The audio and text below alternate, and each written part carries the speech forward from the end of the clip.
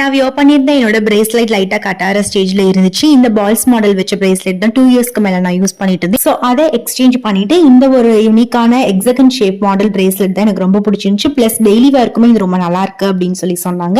So அதனால நான் வந்து இதை பர்ச்சேஸ் பண்ணியிருந்தேன். பட் இதோட மேக்கிங் சார்ஜ் எல்லாம் அவங்க போடுறதெல்லாம் பாக்குறப்போ பயங்கரமா தலையே சுத்திருச்சு. அந்த அளவுக்கு பெர்சன்டேஜ் வந்து போடுறாங்க.